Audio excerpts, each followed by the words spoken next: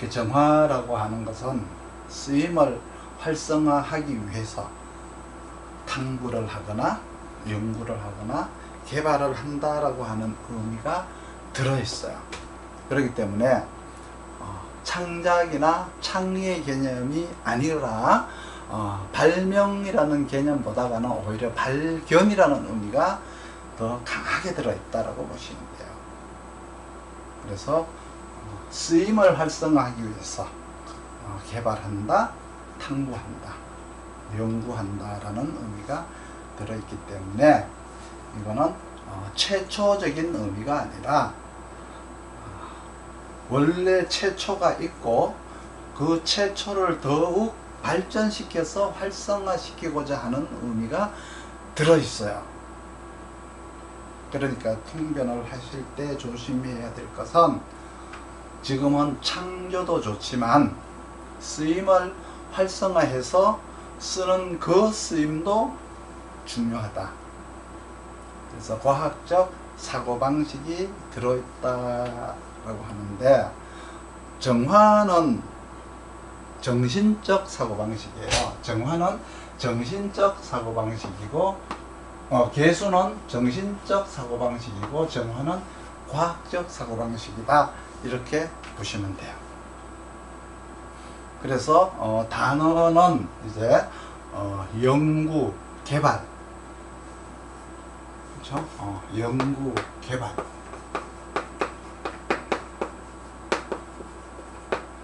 과학,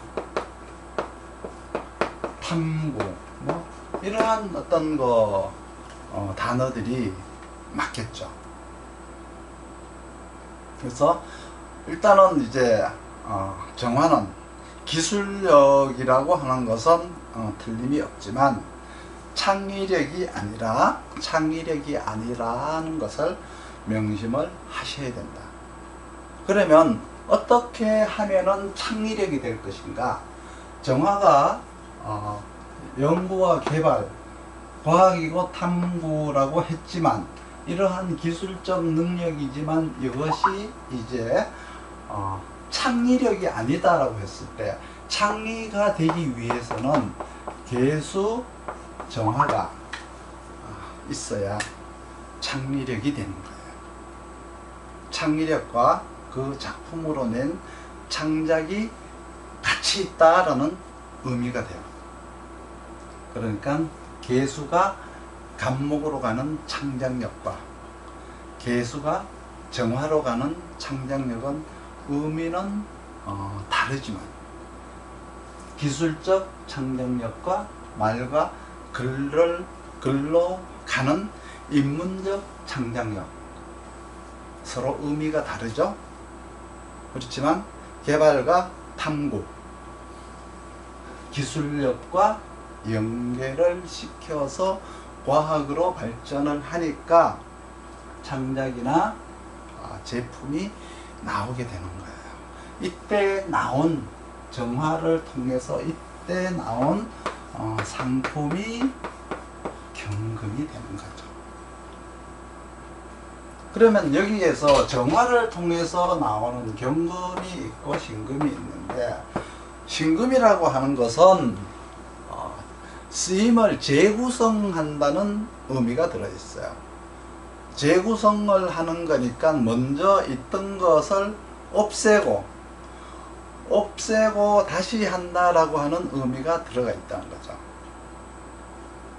그러니까 다시 말해서 정화라고 하는 것은 연구나 개발 그리고 어떤 탐구나 기술력에 해당이 되는데 그것이 창작이 되어서 이렇게 제품으로 나오려면 경금이 있어야 되고 경금은 이때 이제 개발된 제품이 되는 거예요. 이걸 용어로 말할 것 같으면 신금에 비해서는 개발된 제품이고 신금은 이때는 다시 재구성해서 나오는 상품이에요. 그러니까 쓰임을 신금은 재구성을 하니까 마치 AS와 같아요. AES와 같아서 재개발하고 재활이라고 하는 재활이라고 하는 의미가 여기는 강하게 들어있어요. 그러면 신금은 반대로 이거는 이제 신개발이 되는 거죠. 신개발이 되고, 경금은 신개발이 되고 신금은 재개발이 된다. 이렇게 구분을 하시면 돼요. 그러니까 최초로 나온 것은 경금음, 이것은 여기에서는 간목이 나오죠. 간목이 나오는 개갑이다라고 하는 것은, 이거는 개발이라는 용도로 말을 쓰지 않고 처음에 하는 것이기 때문에 개발이라는 의미를 써요. 개발한다. 그러니까 무언가 쓰임으로 구성된 것을 개발한다라고 하는 것은 정화가 개발을 한 것이고, 정화를 또 이때는 응용력이라고 하고 개수를 창의력이라고 한다. 그래서 개수와 정화가 같이 만나는 사람은 가장 큰 인재에 들어가게 되어 있어요. 그래서 항상 인재는 되게 소외가 되어서 살아가죠. 일반 사람들이 잘 믿어주지 않아요. 그래서 똑똑한 사람들은 되게 소외가 되어 있어요. 이런 논리적인 것에 입각을 해서 깊은 실력을 가지려면은 연구나 개발, 탐구에 대한 큰 실력을 갖기 위해서, 그리고 광대한 관찰력을 갖기 위해서, 혹은 큰 가치를 가지려면 이렇게 신문하다, 뭐 광대하다, 이런 말을 이제 하잖아요. 이런 용어를 쓰면 못 알아들으니까 그냥 가치가 크게 나가려면, 아니면 가격이 그냥 크게 나가려면, 아주 가격이 비싸지려면 정화는 간목이 있으면 돼요. 명리용어로 인정이라고 하죠. 인정. 정화로 목을 끌어들인다는 의미가 들어있어요. 목이 정화에게 불을 지피는 것은 인화가 되는 거죠.